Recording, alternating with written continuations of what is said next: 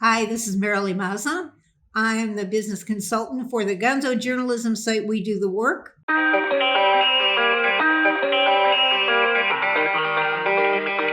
This video is a follow-on to a blog I just wrote called Medicine is a Profession, but Healthcare is a Big Business. So this is kind of a little wrap-up and summation.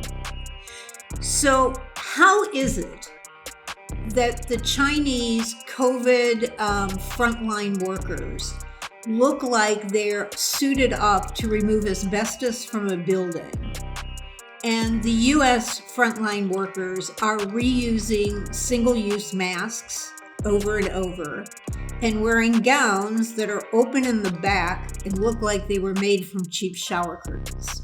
The US industry, let's talk about that. How does it work here? And the US healthcare industry is an industry. It is a huge economic force.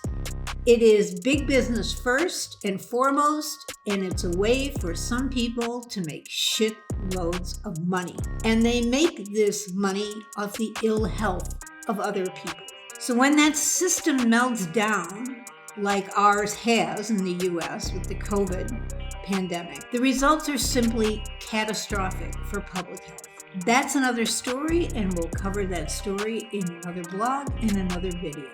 In my research, I say that hospitals alone, according to one graphic I saw, hospitals alone are the second most profitable industry in the US. What's number one in that chart? Interestingly enough, it's commercial banking. So hospitals are right behind Wall Street in terms of generating money. Now, in 2019, the US was projected to spend on healthcare, all healthcare expenditures, hospitalizations, everything that's involved with healthcare, drugs, insurance, everything. The US was expected to spend $3.8 trillion. I haven't seen the final numbers yet, but I'll get those shortly. $3.8 trillion. Now, other studies say that given what we're currently spending and the rate of increase, by 2027, this particular study estimated that the US would spend $7 trillion on healthcare.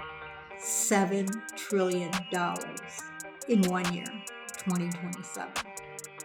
Now let's break that down a little bit into something easier to assimilate, not such a big number, and let's talk about healthcare costs per person. And by per person, that means every person in the US, including infants and babies, everybody. In 2018, data I got showed that cost was approximately $11,000 per person. Now, some people spend more, some less, but that's what it averages out to. That amount, that per person cost, is double, and in some cases more than double, what every other developed country spends on healthcare, every other developed country in the world. So healthcare has become just a treasure chest of goodies. It's a gold mine for profiteers. It's massive amounts of money sloshing around that are just ripe for the picking.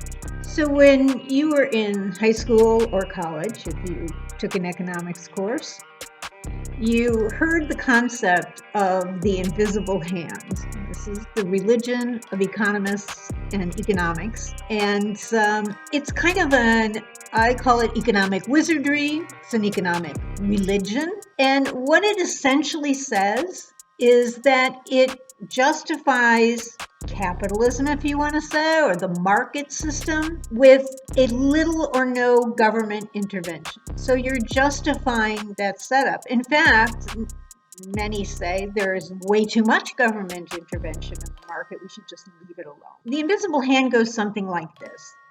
If each of us pursues our own self-interest, whatever that could be, in the end, this will be the best possible outcome for everyone. Actually, it's a great justification for completely disregarding the impact of your decisions on everyone else. And that's what the U.S.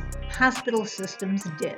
The administrators protected their own hospitals' bottom line and their own hospitals' profits. Nonprofits do make profits. They're called net assets. They made this decision to protect this bottom line by choosing not to stockpile PPE and other equipment in preparation for a pandemic. As I've said in multiple venues, that pandemic has been predicted since 2003 in the SARS outbreak by federal agencies, state agencies, international agencies, and infectious disease experts across the globe. Apparently, none of the hospital administrators read any of this, or if they did, they paid no attention and they did nothing to prepare. You'll see banners across the street. These are clips that I took from just articles in the last 2 weeks. Some of them were from the Wall Street Journal. I think one was from the Minneapolis Star Tribune. And all of this is related to now purchasing PPE and ventilators now that we're in a global crisis and a global pandemic. And of course, it turns out that much of this equipment was made in China. So now there is an extra problem. By the way, that was also predicted to be an issue by infectious disease experts and all these federal agencies, that in the event of a pandemic, this whole supply chain, particularly when it's based in a foreign country that also has needs, would completely break down. Anyway, what I'm seeing in the last couple of weeks is over and over, and I really love the Wall Street Journal because this is like business people talking to other business people. It's not business people talking to the general public and handing them their usual bullshit. And so you see headline after headline of fraudsters, profiteers, all of them. One of them actually was a Republican Party fundraiser who apparently worked with Trump, but there's all kinds of them, and they're all jumping in to make a buck. They're trying to sell this equipment to, now it's all being sold to states who are then turning it over to hospitals because the hospitals didn't do anything. And it's millions of dollars. The equipment is often defective, or it just never shows up. It never gets there. And then California just pulled, I think, $300 or $400 million from a deal. That, again, it's fraudsters and profiteers rushing into a global death crisis and making money off of this. This is everybody operating in their own self-interest.